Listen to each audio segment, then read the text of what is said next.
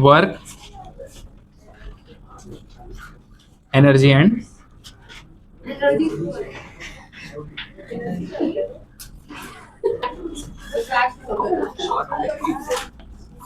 सो देखो यहाँ पर अगर कोई इंसान है, सपोज सुबह 4 बजे वो उठा एंड 4 से 6 उसने बेड के ऊपर मेडिटेशन किया, राइट। फिर 2 घंटा मेडिटेशन उसने किया, बराबर। फिर उसके बाद उसने नहाया धोया नहीं, सीधा उसने लैपटॉप लिया, ऐसा काम करना स्टार्ट कर दिया एंड काम करते करते करते शाम के 6 बज गए एंड उसने लंच डिनर ब्रेकफास्ट बोलो जो भी बोलो सब उधर ही बैठे बैठे किया। तो उसने पूरे दिन में कुछ काम किया कि नहीं किया? ये काम किया ना, उसको बुक भी तो सब लगेगा ना, पूरा दिन काम किया तो work done is equal to 0। Actually हम लोग देखते हैं कि वो जो इंसान है उसका कोई भी पोजीशन चेंज नहीं हुआ। अगर पोजीशन चेंज नहीं हुआ तो फिजिक्स के अंदर हम बोलते हैं कि वर्क इज नॉट डन, समझेगा। तो फिजिक्स के हिसाब से हम कब बोलेंगे कि work is done? If there is a displacement of body from one point to another point, और we can say from one position to another position. मतलब ये जो वॉल है उसको मैंने कितना भी फोर्स अगर दिया तो ये वॉल अगर मोशन नहीं कर रहा है, मतलब लोग क्या बोलेंगे कि इसने कुछ भी काम नहीं किया।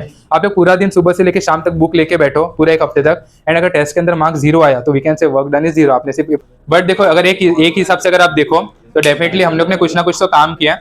फिजिक्स के हिसाब से काम नहीं किया इसका मतलब क्या कि ऑब्जेक्ट का कुछ भी मोशन वहां पर नहीं हुआ है। बट डेफिनेटली अगर आप ध्यान से देखो, अगर मैं यहाँ पे खड़े रह के पढ़ा हूँ तो मैंने पढ़ा है आप लोग को, तो कुछ काम हुआ या नहीं हुआ?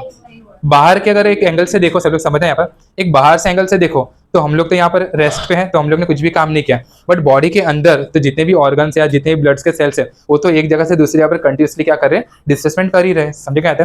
तो वीकेंड से इंटरनली वर्क कर रहा है, बॉडी इंटरनली तो वर्क कर रहा है। लेकिन हाँ, अगर आत्मा चला गया फिर ये बॉडी यहीं पर रह गया, तो अगर आप सुबह से लेकर शाम तक की बॉडी को यहाँ पे, तो बॉडी ने कितना काम किया? कुछ भी काम नहीं किया, क्योंकि बॉडी मोशन नहीं कर रहा है। अगर मैं यहाँ पे खड़े रह के खाली ऐसे भी अगर हाथ कर रहा हूँ तो डेफिनेटली ये कंटिन्यूसली डिस्प्लेसमेंट हो रहा है। अपने जो आई के लीड्स है वो भी कंटिन्यूसली बंद हो रहे खुल रहे, राइट।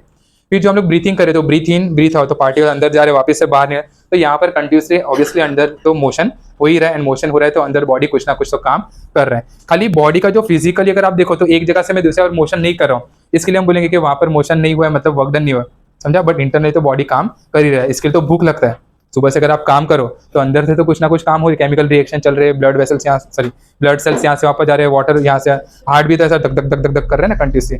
फिर जो लंग्स है बराबर, तो जो लंग्स भी है वो भी एक्सपांड हो रहे हैं, कॉन्ट्रैक्ट, तो वहाँ पर कंटिन्यूसली डिस्प्लेसमेंट तो हो रहा है, समझा। तो इंटरनली वर्क हो रहा है, मतलब हमने कुछ काम किया है। ओके, देखो नेक्स्ट पार्ट क्या दिया टेक्स्ट बुक के अंदर आप लोग है, वर्क डन का फॉर्मूला। तो हम लोग वर्क को किससे सिंबलाइज करते हैं? डब्ल्यू से। छोटा डब्ल्यू या कैपिटल डब्ल्यू? कैपिटल है। छोटा डब्ल्यू लिखेंगे तो चलेगा नहीं। ओके, सो देखो वर्क डन डिपेंड करता है 2 फैक्टर्स के ऊपर। कितने फैक्टर्स के ऊपर? 2 फैक्टर। स्टार्टिंग में 2 फैक्टर, बट एक्चुअली वो डिपेंड करता है 3 फैक्टर के ऊपर। तो देखो वर्क का फॉर्मूला हम लोग कैसे डिराइव करेंगे?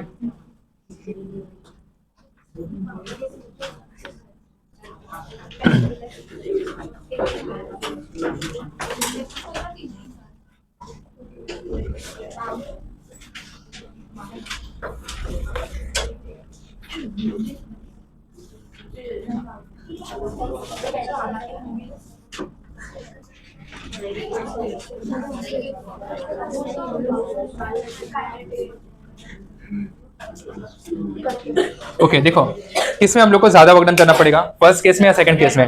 किसमें हमने ज्यादा वर्क डन किया है? फर्स्ट केस या सेकंड केस? फर्स्ट केस के अंदर फोर्स हमने कितना अप्लाई किया? 1 न्यूटन, एकदम आराम आराम से, बराबर किया ना। यहाँ से हमने फोर्स दिया तो इसका डिस्प्लेसमेंट कितना हो रहा है यहाँ पर? 1 मीटर, समझेगा।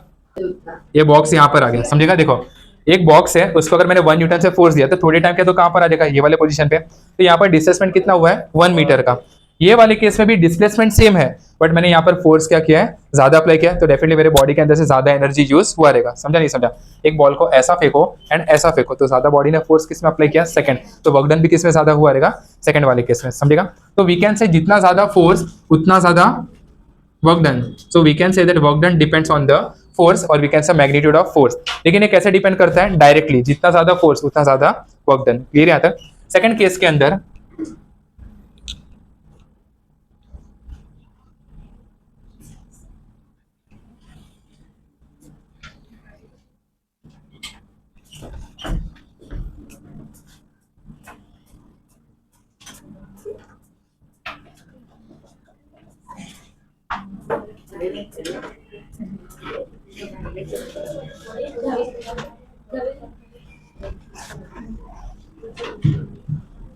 बोलो किसमें ज्यादा वर्क डन करना पड़ेगा? फर्स्ट केस के अंदर हम लोग ने 1 न्यूटन का फोर्स लगाया एंड यहाँ पर डिस्प्लेसमेंट कितना हुआ है 1 मीटर।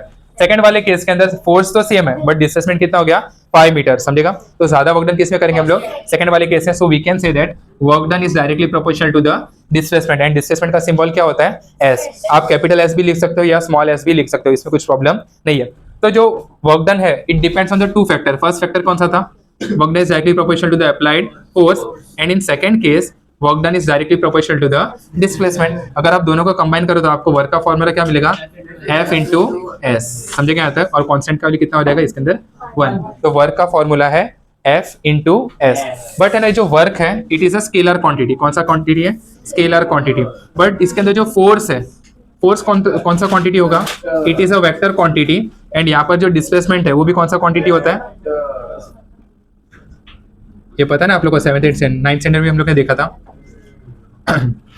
सो फोर्स है वो भी वेक्टर क्वांटिटी एंड डिस्प्लेसमेंट है वो भी वेक्टर क्वांटिटी। बट जब भी आपने ये दोनों का मल्टीप्लिकेशन किया तो आपको आंसर कैसा आ रहा है, स्केलर, समझेगा। ऐसा होता है, अभी मैंने हर को बता रहा हूँ।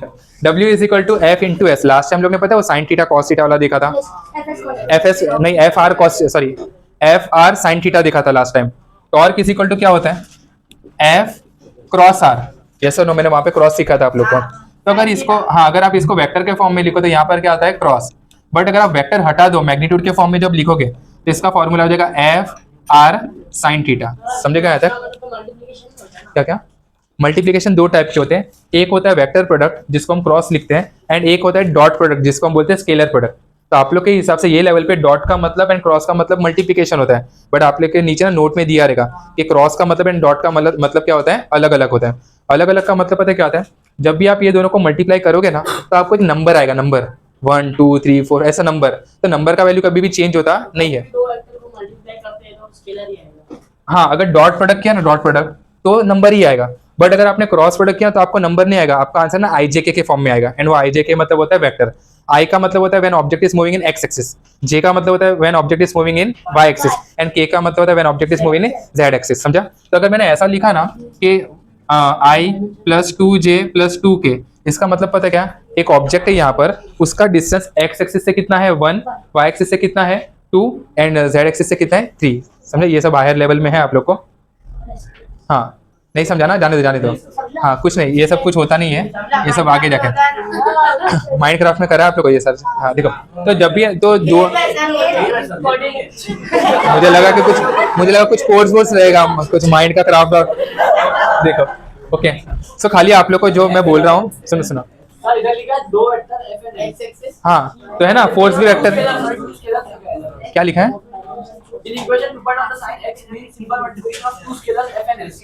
हाँ क्योंकि मैंने इसको वेक्टर के फॉर्म में नहीं लिखा ना। अभी जब मैं इसको वेक्टर के फॉर्म में लिखूंगा, इसके ऊपर बार है कहीं पर, ऐसा बार नहीं। जब भी मैं इसको बार के फॉर्म में लिखूंगा तो in vector form W is equal to F bar dot S bar. अभी देखो यहाँ पर क्या मैंने इसके ऊपर बार डाला है, क्यों, क्योंकि वो कौन सा क्वांटिटी है, स्केलर क्वांटिटी। स्केलर क्वांटिटी का मतलब है जो डायरेक्शन एंड टाइम के ऊपर किसी ऊपर डिपेंड करता नहीं है। तो डायरेक्शन के ऊपर डिपेंड नहीं करने का मतलब क्या है, मैं यहाँ पे खड़ा हूँ, मैं यहाँ से पढ़ा सकता हूँ, काम कर सकता हूँ। क्या मैं अगर यहाँ पर आ गया तो मैंने अपना डायरेक्शन चेंज कर दिया, तो क्या मैं पढ़ा सकता हूँ यहाँ से भी, राइट। तो हम लोग कहीं से भी काम कर सकते थे, उसको डायरेक्शन से फर्क पड़ता नहीं है, समझेगा यहाँ तक क्लियर। तो जो वर्क डन है it is a scalar quantity, but जो फोर्स एंड डिस्प्लेसमेंट है ये कौन सा क्वांटिटी है, वेक्टर क्वांटिटी। जब भी आप इसको मैग्नीट्यूड के फॉर्म में लिखोगे तो आप लोग पता क्या लिखोगे, W is equal to F S cos theta, क्योंकि मैंने यहाँ से डॉट हटा दिया तो बाहर कौन आ गया, कॉस थीटा।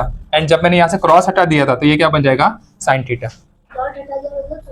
ये वेक्टर के फॉर्म में ना, तो इसको हम लोग ना डॉट प्रोडक्ट बोलते हैं। ये आपको 11th 12th में आएगा, अभी कुछ भी नहीं है। इसको हम लोग क्रॉस प्रोडक्ट बोलते हैं, इसको हम डॉट प्रोडक्ट। तो जब भी क्रॉस प्रोडक्ट हटता है, यहाँ पर क्रॉस हटेगा तो उसका मतलब क्या होता है, साइन थीटा। नहीं अभी एक है आप लोग के लिए, but when you go in,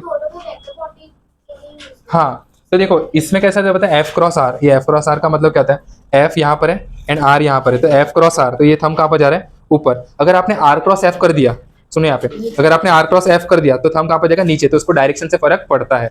but इसमें ऐसा नहीं है, आप एफ इंटू एस करो या एस इंटू एफ करो, मतलब 1 इंटू 50 इंटू 1 करो या 1 इंटू 50 करो, आंसर क्या रहने वाला है, 50, समझा। तो उसको डायरेक्शन से कुछ फर्क नहीं पड़ता है। 11th स्टैंडर्ड से सबको आएगा, जेई नीट करो ना करो, बट 11th में साइंस लो तो सबको ही आता है। फर्स्ट चैप्टर के अंदर ही है सारा चीज। तो डॉट को हटाए तो cos थीटा तो आएगा। अभी आएगा, वो क्यों आया उसके पीछे रीजन है, हम लोग करेंगे आगे देखें। बस खाली आपको इतना याद रखना है कि जब भी अभी आप लोग को ना, हाँ इसमें देखो यहाँ पर क्लास, वो वेक्टर से स्केलर हो गया है। हाँ तो चलो हम लोग को स्केलर है, इसके लिए हम लोग fx cos थीटा थीटा लिखोगे, और एंड अगर वेक्टर होता तो ऐसा लिखोगे, समझा? मतलब डॉट हटा तो बाहर कौन आएगा? cos थीटा, समझेगा? एंड cos थीटा क्या होता है? It is angle between f and s। जैसे यहाँ पर थीटा क्या है? Angle between f and r। देखो ना लास्ट टाइम मैंने कराया था वो 30 डिग्री वाला, वैसा स्केलर के लिए देखो डॉट हटाओगे तो cos थीटा निकलेगा। ये इसका अगर आप मल्टीप्लाई करोगे तो आपको आंसर है ना नंबर के फॉर्म में आता है। एंड इसका जब आप मल्टीप्लिकेशन करोगे ना, ये आपको सिखाएंगे 11th स्टैंडर्ड, डोंट वरी। जब आप इसको सॉल्व करोगे ना तो आंसर आई जे के फॉर्म में आता है। एंड आई जे क्या डिनोट करता है? Direction of the x axis, y axis and z axis. तो ये सब फिलहाल आप लोग को कुछ भी नहीं है 11th में, खाली ध्यान रखो इतना। तो वर्क डन का एक्चुअली फॉर्मूला क्या होता है? F S cos theta. But अगर आपको एंगल एंगल कुछ भी दिया नहीं है तो आप स्केलर फॉर्म में क्या लिखोगे? W is equal to F into S, समझा? बट अगर मैंने इस पर बार रख दिया ऐसा, तो अगर आपने बार लगा देते कौन से फॉर्म में आ गए? वेक्टर, तो आपको यहाँ पर क्या लगाना पड़ेगा? डॉट। ये तरीका होता है लिखने का। डन यहाँ तक क्लियर रहता है? दो वेक्टर को मल्टीप्लाई करो एंड अगर आपको फाइनल आंसर वेक्टर ही आएगा सपोज, बराबर, तो उसको हम बोलते हैं वेक्टर प्रोडक्ट। हाँ वो क्योंकि टॉर्क भी वेक्टर ना, वो क्लॉकवाइज भी हो सकता है anti clock. But work done में ऐसा नहीं होता। देखो मैंने ना सपोज यहाँ से एक ऑब्जेक्ट को धक्का मारा एंड 1 मीटर तक 1 न्यूटन के फोर्स से, तो यहाँ से लाते लाते लाते लाते मैंने कितना वर्क डन किया? फोर्स था 1 न्यूटन, डिस्प्लेसमेंट कितना हुआ? 1 मीटर। तो टोटल कितना जूल का एनर्जी, सॉरी वर्क डन होगा 1 जूल का। अभी ये वाले डायरेक्शन से सेम ऑब्जेक्ट को लिया मैंने, 1 न्यूटन का फोर्स दिया एंड मैं उसको यहाँ पर लेके गया, तो मैंने वर्क डन कितना किया? उसको डायरेक्शन से फर्क नहीं पड़ता। इसके लिए इसका जो फाइनल आंसर होता है इसको हम बोलते हैं स्केलर प्रोडक्ट। एंड इसका जो फाइनल आंसर आएगा वो भी एक नंबर के फॉर्म में आता है। यस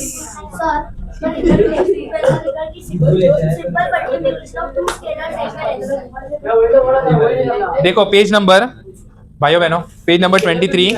सुनो सुनो, इन इक्वेशन 2.1 मिला, सब लोग को स्टार मार्क किया। इन इक्वेशन एकदम नीचे देखना, एकदम वो ब्लू कलर के लाइन में। In equation 2.1 the cross means, सुनो ध्यान है सब लोग का। In equation 2.1 the sign cross means simple multiplication of two scalar. क्यों? बिकॉज 2.1 इक्वेशन के अंदर कहीं पर भी एरो नहीं है, तो आपके लिए फिलहाल जो क्रॉस है वो क्या है? मल्टीप्लीकेशन ही है। आगे सुनो, which are the magnitude of the force. Magnitude का मतलब होता है खाली नंबर। आगे, and the displacement respectively. It does not means cross product या तो वेक्टर प्रोडक्ट, जो मैंने आपको बताया। वेक्टर प्रोडक्ट मतलब क्या? कि इसको जब हम लोग ये क्रॉस को बाहर निकालेंगे तो क्योंकि हम लोग ने वापस स्पेसिफाई किया है, क्योंकि 10th में कुछ अलग सिखा दिया किसी टीचर ने एंड 12th में कुछ अलग हो गया 11th में जाकर। तो ये जो क्रॉस है ये अलग है। अगर मैं ऐसा लिखूं ना, torque is equal to F cross R, इसमें एंड इसमें ना जमीन आसमान का फर्क है। ये सिंपल मल्टीप्लिकेशन है क्योंकि इसके ऊपर मैंने कहीं पर भी एरो नहीं लगाया। बट अगर मैंने ये हटा दिया एंड इसको अगर बाहर लिखा ऐसा F into R sine theta, तो ऐसा मैं लिख सकता हूँ। ये जो आर है ना, ये सॉरी ये जो क्रॉस है ना, वो क्या? Simple multiplication. क्यों? क्योंकि इसके ऊपर कहीं पर भी एरो नहीं लगा। तो फिर मैं साइन थीटा नहीं लिखूंगा, वो गायब हो जाएगा। अगर आपने एरो लगा दिया एंड, हाँ समझे यहाँ तक? एंड वह ये फॉर्मूला आया कहाँ से? W is equal to F S cos theta आया कहाँ से? ये अपने को देखना है। रब करूँ पूरा?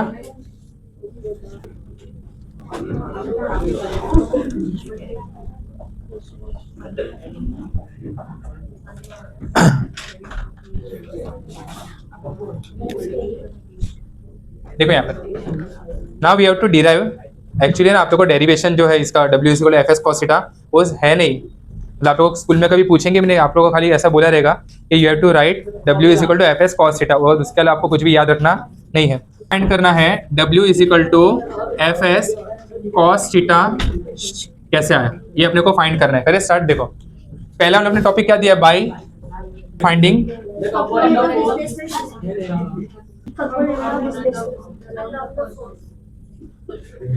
component of displacement along the force।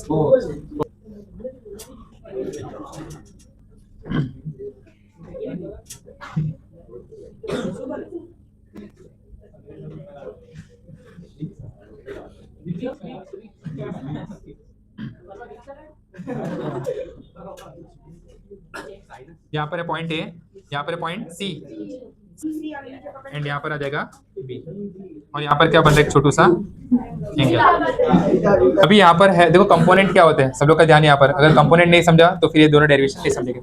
देखो कंपोनेंट क्या होता है, जब भी हम लोग कैरम खेलते हैं, ओके,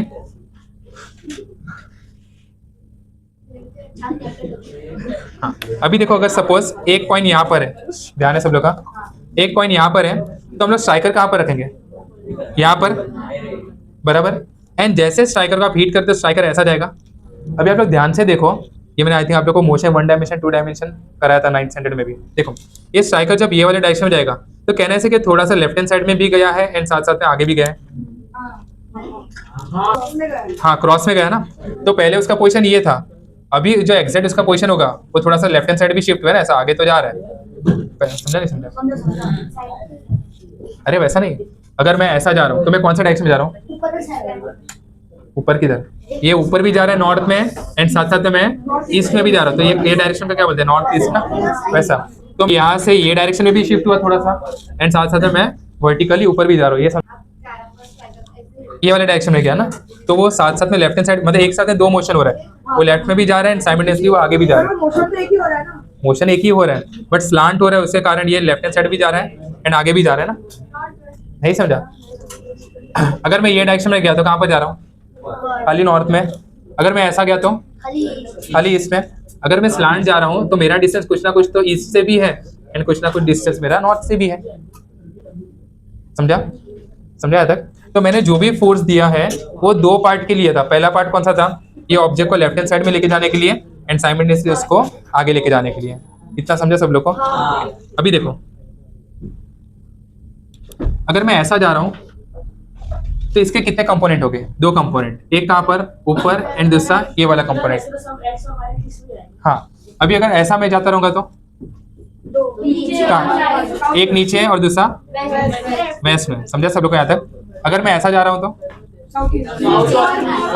एक ये डायरेक्शन में दूसरा, समझा? इसको हम बोलते हैं कंपोनेंट। एक ही चीज के दो पार्ट में हम लोग ने कंपोनेंट दिया एंड जब भी तो अगर कभी भी हम लोग कंपोनेंट निकालते हैं तो दोनों कंपोनेंट उसको हमेशा क्या रहता है, 90 डिग्री। समझा? एक एक्स में दूसरा वाई में। अगर मैं हो गया ना चारों डायरेक्शन, ऐसा गया तो, ऐसा गया तो कहाँ पर जाऊंगा, एक कंपोनेंट कहाँ पर जाएगा, ऊपर, दूसरा कंपोनेंट कहाँ पर जाएगा, ये वाले डायरेक्शन में। क्या तक डाउट किसी को? समझा सब लोग को? BSc सिखाना है ना इसके लिए। देखो अभी ये जो ऑब्जेक्ट है क्लास, इसका डिस्प्लेसमेंट कौन से डायरेक्शन में हो रहा है, ऊपर, ऐसा, मतलब डायरेक्शन मत बताओ बट हम लोग ए से कहाँ पर जा रहे हैं, सी की तरफ। डाउट या तो कुछ भी किसी को क्लियर है? हम लोग ए से सी में जा रहे हैं। अभी देखो क्या पूछा है, फोर्स कैसे डायरेक्शन में लग रहा है, सीधा। फोर्स कैसा लग रहा है, सीधा। सब लोग ध्यान दो प्लीज, फोर्स ऐसा लग रहा है ना सर, फोर्स सीधा है इधर, फोर्स ऐसा लग रहा है, ओके, फोर्स ऐसा लग रहा है एंड डिस्प्लेसमेंट बॉडी का कैसा हो रहा है, ऊपर के डायरेक्शन में। डाउट या तो कुछ भी क्लियर सब लोग को? बता रहा हूँ, bye finding the component, component मतलब हमको ऐसा करना है किसका, of the displacement along the force. Along the force मतलब फोर्स कौन से डायरेक्शन में, ये वाले डायरेक्शन में। समझेगा? तो ये जो डिस्प्लेसमेंट है ना, ये डिस्प्लेसमेंट ऐसा हो रहा है ना, डिस्प्लेसमेंट ऐसा जा रहा है, तो डिस्प्लेसमेंट के दो पार्ट करो। तो पहला पार्ट कौन सा होगा, एक ये वाले डायरेक्शन में एंड दूसरा ये वाले डायरेक्शन में। डाउट या तो कुछ भी? समझा सब लोग को? देखो वापिस है, work done is equal to, sorry by finding the component of displacement along the force. तो फोर्स कौन से डायरेक्शन में जा रहा है, ये वाले डायरेक्शन में। तो मैं कंपोनेंट कौन सा लूंगा, ऊपर वाला या हॉरिजॉन्टल वाला, हॉरिजॉन्टल वाला। वापिस है, by finding the component of displacement along the force. Along the force मतलब फोर्स के डायरेक्शन में। तो डिस्प्लेसमेंट का कौन सा वेक्टर है जो फोर्स के डायरेक्शन में जा रहा है, तो ये वाला जो angle, yes, if you see in triangle A, B and C, last bench, in triangle A, B and C, देखो फोर्स के डायरेक्शन में डिस्प्लेसमेंट कितना हुआ है, AB आया ना, फोर्स के डायरेक्शन में। वापस देखो, bye finding the component of displacement along the force. तो फोर्स डिस्प्लेसमेंट को हमने दो पार्ट में डिवाइड किया। पहला कौन सा, एक ऊपर एंड बराबर, एंड जो राइट साइड में ना वो हेल्प करता है, सुनो सब लोग, बॉडी को मूवमेंट कराने के लिए। समझा? इसका डिस्प्लेसमेंट करने के लिए कौन हेल्प करता है, ये भी, ये वाला कंपोनेंट। समझेगा? हाँ, तो अभी मुझे ये फाइंड करना है, ये जो डिस्प्लेसमेंट है ना पंच, ये डिस्टेंस मुझे फाइंड करना है। तो in triangle ABC cos theta क्या होता है, तो एडजेसेंट कौन है यहाँ पर, AB अपॉन AC, लेकिन AC क्या है अपने पास, डिस्प्लेसमेंट ना S। तो यहाँ पर आप लोग लिखेंगे cos theta is equal to AB upon S। तो AB का वैल्यू मुझे कितना आएगा, S cos थीटा। समझेगा आया था, क्लियर। तो वर्क डन क्या होता है, force into displacement, but displacement कितना हो रहा है AB, एंड AB का फॉर्मूला कितना यहाँ पर है, तो आंसर आ जाएगा FS cos theta. So by using geometry, इसके ऊपर एंगल के रिलेटेड क्वेश्चन आते हैं। जैसे ये एंगल आपको दिया रहेगा तो आप लोग यहाँ पर कितना एंगल लोगे, तो ये सारा चीजें। नेक्स्ट देखो second part, by finding, next part में क्या दिया है, by finding the component of force. ये थोड़ा डिफिकल्ट है, लेवल बढ़ा हुआ थोड़ा। By component of force in the direction of displacement.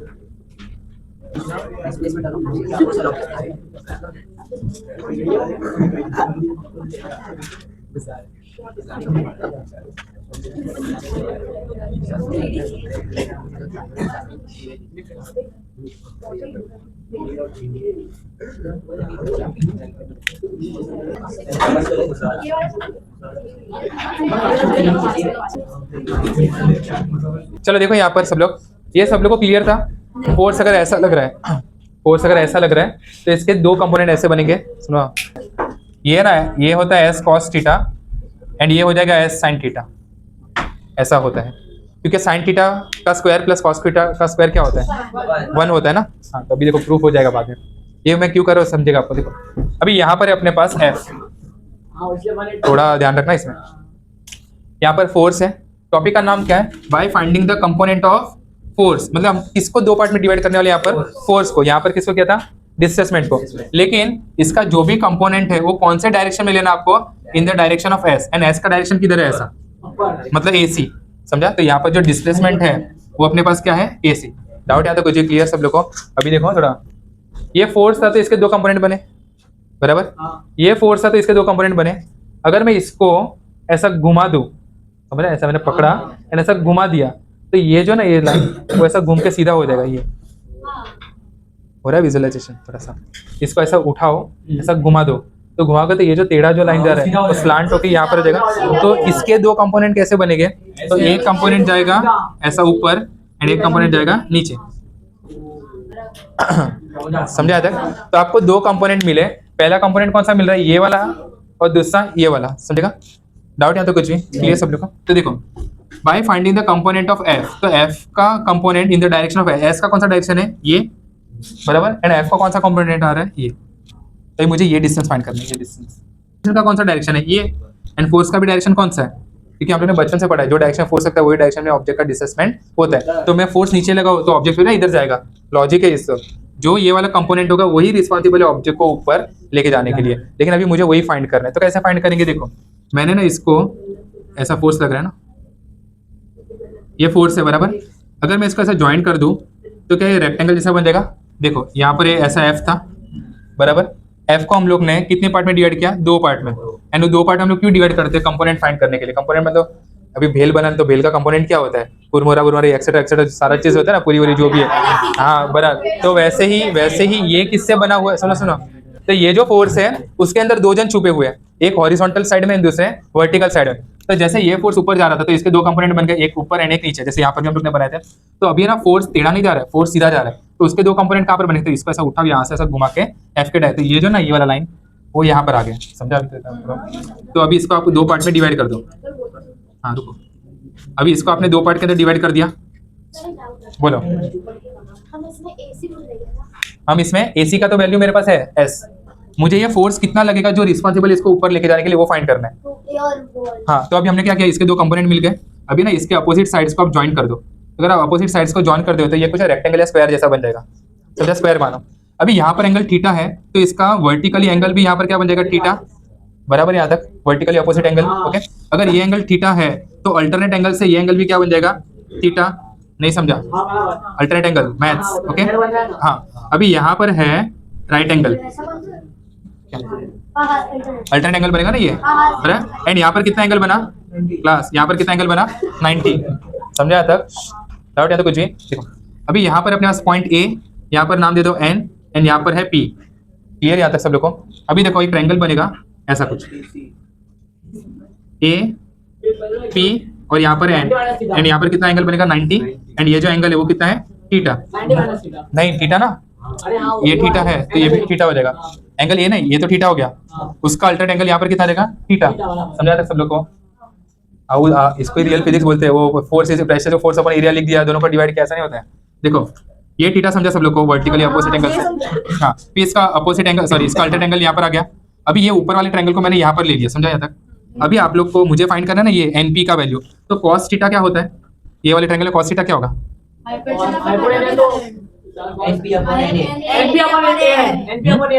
NP upon A N, बराबर है। तो ये वाले ट्रायंगल के अंदर होगा एनपी अपॉन क्या हो जाएगा ए एन। डाउट है तो कुछ भी? क्लियर सब लोग को? अभी देखो तो एनपी क्या होगा? एनपी इज इक्वल टू हो जाएगा ए एन कॉस थीटा। समझेगा यहाँ तक? A N cos theta. Doubt है तो कुछ भी? क्लियर सब लोग को? ये जो ए एन है वो क्या था? वो फोर्स था। ये जो एन है ना ओरिजिनल ये फोर्स था, तो मैंने एनपी की जगह पर लिख दिया एफ इंटू कॉस थीटा। समझा? तो ये जो एनपी है वही रिस्पॉन्सिबल है ये ऑब्जेक्ट को ऊपर लेके जाने के लिए। तो वर्क डन कितना होगा? एनपी इंटू, बोलो ये डिस्टेंस कितना है? AC। तो एनपी का फॉर्मूला कितना है अपने पास? F cos theta and AC। तो फाइनली भी इसका आंसर क्या होगा? F S cos theta. चलो डन ये पार्ट, फटाफट देखो आगे, बोलो। अरे हाँ देखो क्लास, इसमें आप ये वाला ट्रायंगल भी ले सकते हो, ये वाला ट्रायंगल भी ले सकते हो, डजंट मैटर। ठीक है, इसका भी देखो, हाँ ये वाला डिस्टेंस एंड ये वाला डिस्टेंस सेम हो जाएगा।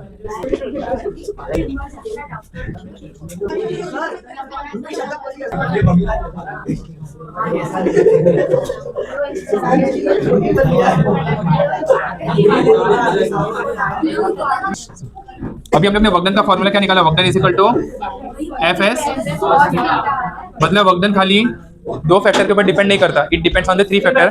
First one is magnitude of force, second displacement and second one is angle between them. Okay, देखो कैसे एंगल के ऊपर फर्क पड़ेगा। अगर हम लोग ने किसी ऑब्जेक्ट को राइट हैंड साइड में फोर्स दिया तो इसका डिस्टेंस कौन सा डायरेक्शन में होगा? Right hand side.